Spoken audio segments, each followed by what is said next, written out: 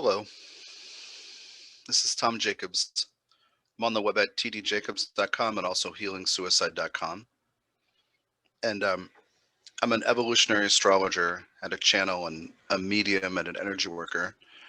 And what I do is I attempt to help people learn to deal with their emotions, learn to move through blocks, knots, and bruises from this life and many lifetimes. That's essentially what I'm doing.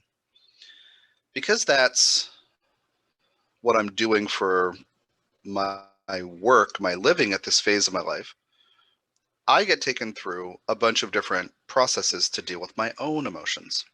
So what I'm going to record in this video reflects a conversation that I'm having today with parts of me, but also the Ascended Master I work with, Hermes, also known as Ascended Master Jehudi or Thoth, Toth, Saint Germain, and Merlin.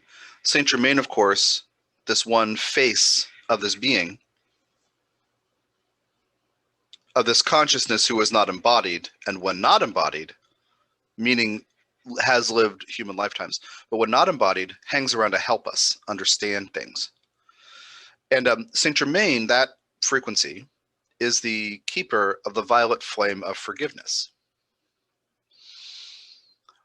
So this video is some thoughts and notes and convos with Jehudi, Hermes, Saint Germain on forgiveness. I wanted to do just a straight up channeling thing, but it's not opening up the way I thought it might. So I'm just going to share with you, kind of translate some of that. So I'll be the translator for Saint Germain, who is a translator. Jehudi is a translator and a mediator and a scribe.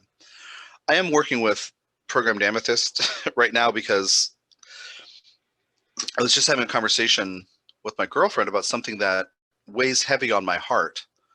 And I kept saying to her, yeah, I got to figure this out. I got to figure out how to heal this. And she said, and it was something I don't know how to forgive, essentially, is what one angle on it. This is how it would look to other people, that Tom doesn't know how to forgive this thing that has hurt him so much. This thing in the world that hurts so many people. It's actually me kind of processing stuff about racism in the various ways it shows up all over the world. And it's just coming to a head for me in various ways through other life memories, through being aware of racial violence and tribalism and all that kind of thing. It's just really catching up with me in a really loud way. So I was basically saying to my partner, I don't know how to heal this. And she said, when I said I got to figure out how to heal this, she said, I think it's about feeling. And so I said, yeah, of course you're right. It's feeling into it, processing, letting it unfold. And then I got back inside and I started thinking more about it and talking to Jehudi. And so that's kind of where I want to go with this on forgiveness. So note number one, it's quite, I'm not going to number all of them because I'll lose track. But anyway, where I want to start is I know that it would be really good for me to forgive this thing. Like I know that. And part of me just can't. Let's say part of me can't do it. Let's say part of me can't let go of the feeling, the feeling of being hurt or wronged by this situation. So what I want to put your attention on is, first of all, take the pressure off forgiving. Take the pressure off yourself that you should or must do it now. And I want to point out to you just a couple things that might be helpful in the process, like little train stations on the direction, on a vector toward forgiveness. Parts of you that have been hurt, whether from this life or other lifetimes, whether because of specific local personal issues or collective issues, part of you that carries pain may identify as someone who carries that pain, right? I have been wronged. This was unfair. There's an identity in there. So if somebody says to you, or you say to yourself, oh, I got to forgive this thing, you're putting pressure on yourself, which may in fact, in a way, invalidate what you've been through. It may seem to push on or be an attempt to try to invalidate the feelings that you have as a result of the painful experience. So I always encourage you to unwind identities by being clear that I'm not what's happened to me and I'm not the feelings I have as a result. But what I feel and what I experience is definitely part of my journey. But that's not who I am. And how can you focus on an identity outside of that? Well, one idea is, and don't focus so much on, oh, well, my name is this and this is where I live and I like bananas and I don't like strawberries. Don't focus on those things, but consider that you are a soul living a human experience, that you are consciousness housed in a body for now, that you're learning as you go, that you are a soul who's here learning as you go. That kind of image that can be broad can help us, or kind of a broader scope can help us begin to detach gently from some of these identities. So if I put pressure on myself to forgive, part of me may feel defensive against its existence, meaning its identity. What it's holding on to as self-definition is being challenged. And it might be defensive because you can't, and this is the key, part of a person might say at times, well, you can't invalidate what I went through. You don't, and this is, I've talked about this before in a different teaching where I talked about, you don't know what it's like. It's the same thing. You don't know what it's like. And I think it was an audio thing on SoundCloud a few years ago. But yeah, you're right. I don't know what it's like. But realize in that kind of context where that kind of thing comes up, like, Tom, you should really forgive your mother for blah, blah, blah. If part of me might say, yeah, I think you're right. I want to figure out how to do that, or how can I do that? Thanks for your help. But part of me might say no, which means no, I'm not ready to let go of the identity formed from what she did or didn't do, or whatever. So part of you holds on to that identity and may feel threatened. So like I said, identifying as consciousness going through life, yes, my name is Tom, I was born in the 1970s, whatever. Like, yeah, okay, these things are true about this life, but my deeper identity as a spiritual being isn't tied to how much I do or don't like strawberries or bananas. I love both, by the way. Just for the record, in case you're wondering. Sorry, I feel like I have to be playful and make jokes right now because it's been such a stressful day with all this stuff. That's how I blow off steam, is make fun of myself and make jokes. So anyway, I love strawberries and bananas. Check.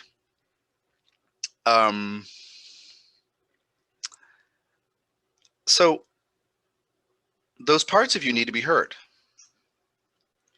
and validated. So I invite you to listen to, this is a thread running through all my work. And since I've been teaching so much of the Energy as Money as Energy webinar the last few months, it's come up every week as I teach this because it's central to that process. And it's to listen to the part of us who responds negatively to a positive affirmation.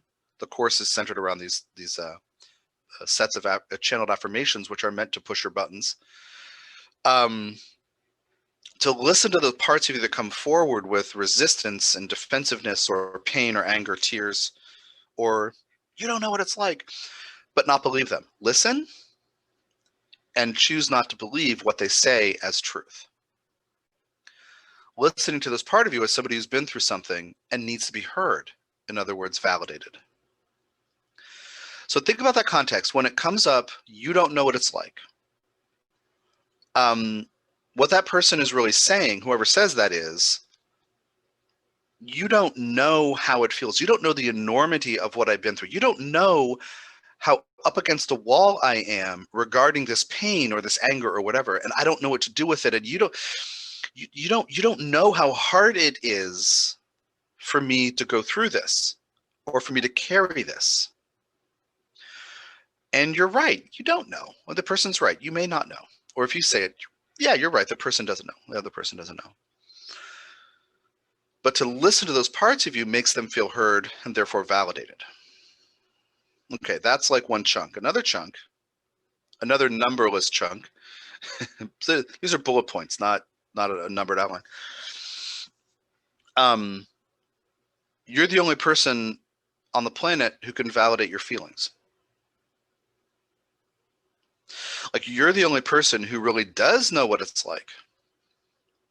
So if you feel bitter or resentful because others don't know what it's like, meaning they haven't acknowledged your pain or the depth of it, or how hard it is to have gone through these things or to carry these things, realize that your path as a divine being, your spiritual growth, in the way I understand things, the soul's journey and a bunch of channeling and working with dead people and the spirits of dead people, you must learn how to validate yourself. So if you carry a part of you who feels unheard and may therefore be defensive and wouldn't be able to conceive of forgiving something, okay, great. Welcome to Earth. You're human. That's what it means.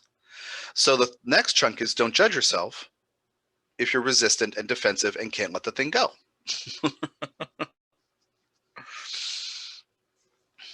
I say this, I just realized the sun has just entered Scorpio, I don't know, hour, 2, 3 ago, in the last couple hours. And I'm finishing all my subscriber materials for the month.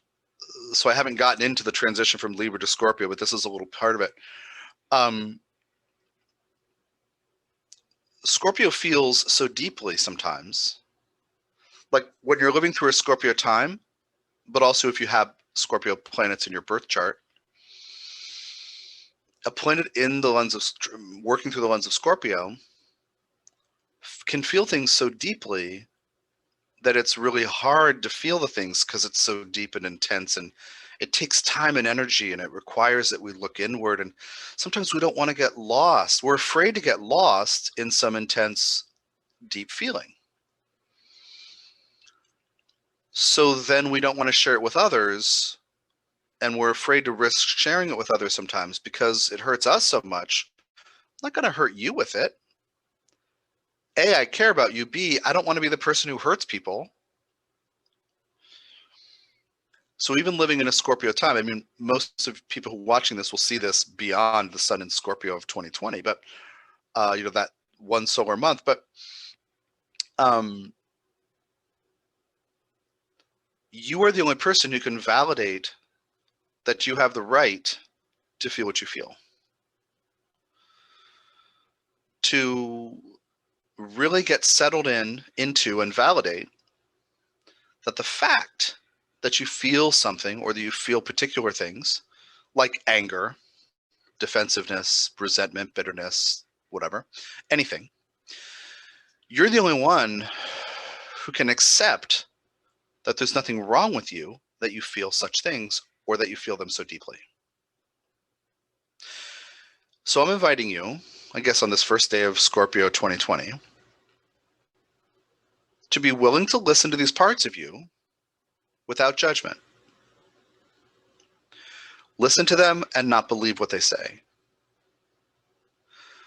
As if you're listening to a friend who's ranting and raving, or who's freaking out or panicking, anything. Listen without believing what that part of you says. Now, in those moments, you're going to be filled with those emotions. So it gets tricky because you have to remember you're not your feelings. That's why I harp on so often about grounding, cords into the earth, grounding meditation, channeled energy work meditations that focus on grounding and opening up the root chakra so you can like sit and be comfortable in your body and know you're safe on the planet. So if you're just finding my work now, like through this video, or you watch some astrology videos and then you find this one, I want you to understand that there's a whole teaching on grounding that's really important to get caught up with. There's a lot of stuff I hear on YouTube and on my site as well about grounding. But so you develop an inner stability so you can tap into your natural resiliency, so that when a wave of emotion comes up and you feel filled with it, you can remember, aha, I'm in my body, my feet are touching the ground. I'm not this emotion. Let me listen. And then the part of you rants and raves, and you're filled with the feeling of ranting and raving and whatever the emotional quality is. But you remember and get better at remembering over time not to believe that part of you. Okay, so that's about the parts. Returning to the original departure point.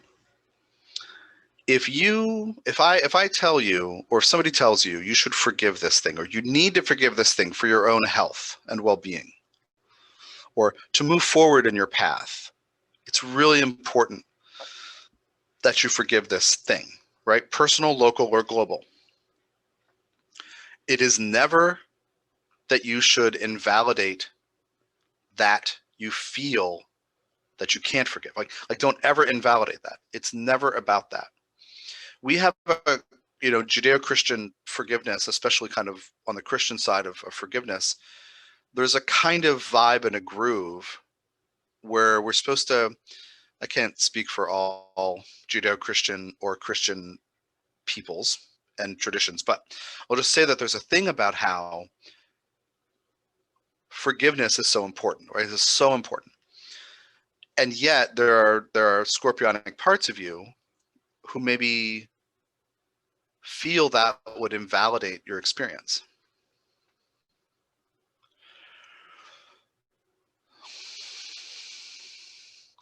So if you resist because of this, part of you needs to be heard.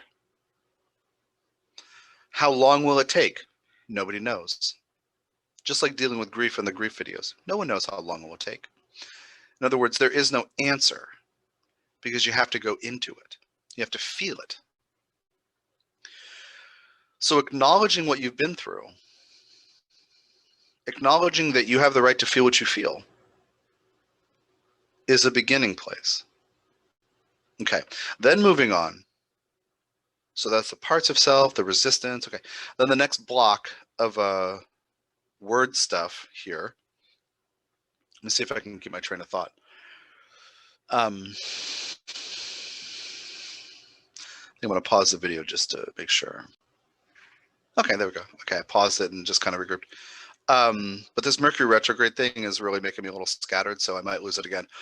Okay, so as a soul having a human experience, your soul has been born as you to learn what it's like to be human. And part of that story includes painful experiences. So as I've said in other videos, pain is not a punishment. Going through difficult things, pain, being abused in some way, being used, manipulated, anything, doesn't mean you deserve it. It's not a reward and punishment system. And kind of like divine justice or cosmic karmic justice isn't the same as human conceptions of justice. So the soul says, if I'm up here outside of time and space, like not embodied, I'm completely and irrevocably connected to divine love. Therefore, I can't learn through adversity or forgetting love and returning to it. In other words, the way I talk about it in my evolutionary astrology work quite often is, your soul knows that you need to be nudged or pushed, or for you to jump into pain and fear and suffering in order to learn to become empowered by returning to loving energy and loving states. Now, forgiveness is part of this. Compassion, acceptance, generosity of spirit. These are different ways of talking about loving frequencies. The barriers of parts of you identifying, and being resistant, that's a huge barrier to this, right? But this thing about your soul's journey and what your soul is having you here to do, if you experience pain and suffering, it's not that you're doing it wrong. It's that you're learning different things about how certain choices manifest in certain ways. And you're bouncing off other people in the same position. Now, this is really crucial for this next thing. If the soul is in its space outside time, It is loving, and it cannot forget. It's like, how can you unlearn some truth that changed your life? You couldn't. You can't unlearn it. You can't go back to, like, you know, if you have a 5D awareness, you can't go back to 3D, and you can't downgrade. I just remember that short story Flowers for Algernon, where the guy's intelligence is upgraded quite seriously, and then it goes back to where it was. We can't go back when we're talking about the evolution of consciousness. So your soul says, okay, I'm going to go be a person because I need some foil. I need someone to counter. I need someone to work off of. I need other people. I need a variety of other people in relationships in order to be nudged and pushed or enrolled into fear, pain, suffering, whatever, so that I can learn this empowerment path to return to my true nature of soul as love. So when you have been wronged by somebody, there are two layers of what's happening. If you have wronged somebody else, there are two layers of what's happening. And I want you to add this to this thing as you listen to those parts of you and you don't believe what they say. I want you to add this perspective in. Two levels of analysis. Level one. Sometimes I say level and layer, just forgive the switching.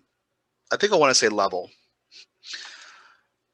Level one is the facts of what has happened, how it affected you then, how it may still affect you now, how you feel about it now, how it plays a role in your life now. So the facts, the details, the feelings, the facts. So you never deny what happened. You never say, I shouldn't have felt that way, or I shouldn't have reacted. You never say that. Never. Like, you refuse to shame what it feels like and what happened. You refuse to ignore and sweep under the rug the truth and the facts of what happened. And that's where the part of you you're dealing with retains that feeling and the effects and the emotions and has the resistance and the identity. Okay. Level two analysis or interpretation. And why would a soul co-create that? Why would, and in my work I get more specific, why would my soul want me to experience that? Why would that be an important part of my soul's journey, would be another way to think of it. Well, how would that serve me? So you have people affecting each other, hurting each other, developing identities, carrying things, being shaped for years and decades and lifetimes by how they affect each other, right? Level one analysis. Level two analysis is, and our souls have an agreement or are in cahoots together in what Jehudi and I call the conspiracy of love between souls. Conspiracy makes it sound negative, but the conspiracy of love. The souls are working behind the scenes, kind of secretly, to help you bump into people to have certain experiences, and for them to bump into you to have certain experiences, to learn along your journeys, including at times being nudged or pushed or shoved into fear frequencies or pain or suffering. So your soul does not want or need you to suffer. But if the soul is saying, I want to learn all aspects of being human, it's natural. It's part of the story.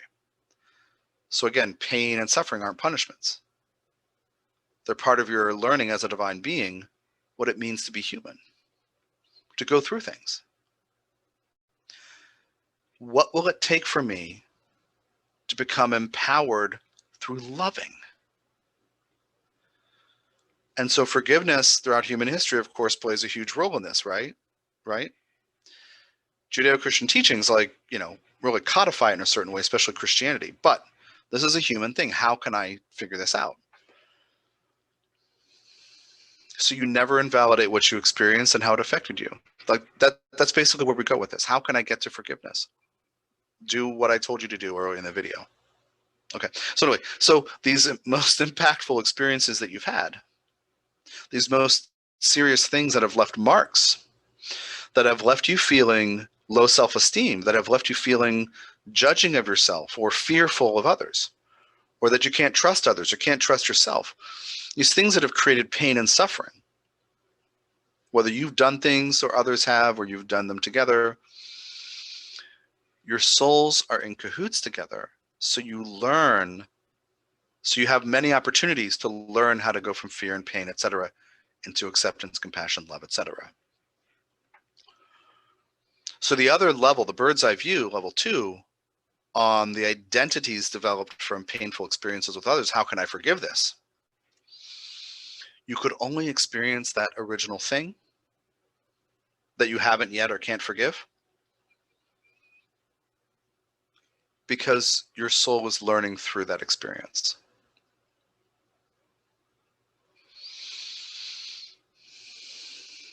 You could only go through some of these worst kinds of things that humans go through because they are fodder for your divine journey as a soul living a human experience.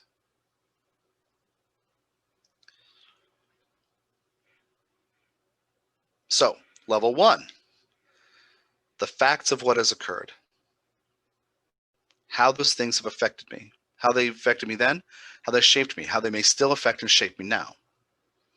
Never deny what you've gone through. Never downplay that you have the right to feel this or experience that.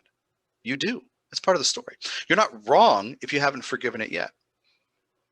You're not wrong if you're still angry because you've been hurt.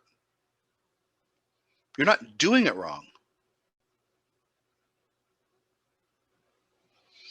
You're not a bad person if you have not yet learned how to process these emotions, in other words.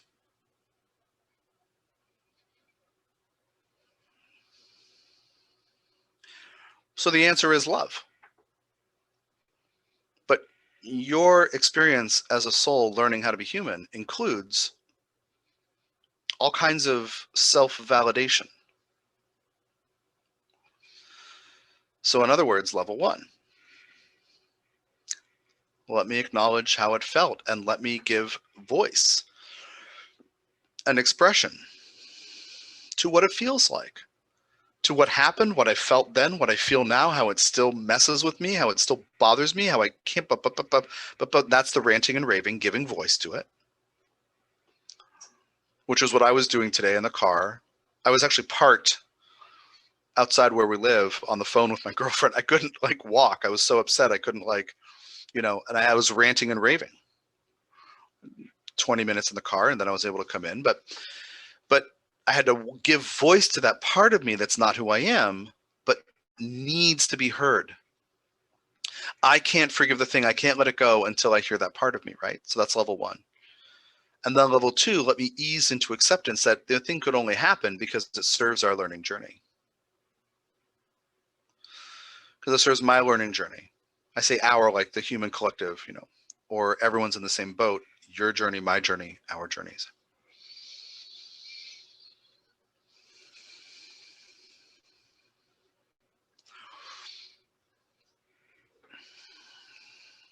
So I just encourage you, I've mentioned this to my clients and students, but I just encourage you to keep in mind the 2 levels of analysis. Because you are the only person who can validate your experience. And in order to move on beyond pain, to process pain and move beyond it, it isn't in saying, well, I should forgive it and just let it go. And okay, I guess I'll forgive you. It's like when somebody says you have to apologize, but you don't feel it. Okay, I'm sorry. The person goes, you don't mean it. You're like, you're right, I don't want to have to, it's like you're not ready until you're ready, and you must validate your experience yourself. But that's what your soul is having you here to do. Like, that's why your soul is bothered to become incarnated as you. How can I acknowledge what I've been through, experience it, process it, and become empowered through returning essentially to the logic of love, the logic of soul, the logic of spirit? We are in this together, and we're stimulating each other's learning journeys in painful ways.